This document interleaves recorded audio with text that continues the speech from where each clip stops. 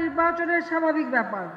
আমি এইটুকু তাদের বলতে চাই যে আওয়ামী লীগ নৌকা মার্কায় ভোট পেয়ে জয় পেয়েছে, এটা সত্য, কিন্তু যখন রাষ্ট্রীয় ক্ষমতা হাতে এসেছে, যখন দায়িত্ব পেয়েছি জনগণের সেবা করার, যখন দায়িত্ব পেয়েছি মানুষের জন্য কাজ করার, তখন আমি এটা দ্ব্যর্থহীনভাবে বলতে পারি, দল মত নির্বিশেষে সকলের জন্যই আমাদের সরকার কাজ করে যাবে।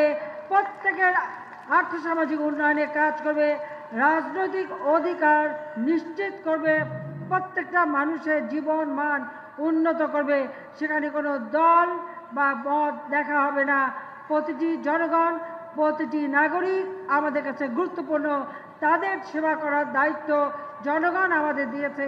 কাজী যারা ভোট দিয়েছেন বা যারা ভোট দেন নাই, সকলের প্রতি আমি ধন্যবাদ জানিয়ে এটুকু বলবো যে আমরা সকলের তরে, সকলের জন্য আমরা কাজ করব। এটা আমাদের মনে রাখতে হবে, নির্বাচিত প্রতিনিধি যারা, দেশের মানুষের যে আকাঙ্ক্ষা, সে আকাঙ্ক্ষা পূরণ করা এটা আমাদের কর্তব্য। বিজয় পাওয়া যত কঠিন, সেই বিজয় রক্ষা করে জনগণের সেবা করা সেটা আরও কঠিন কাজ।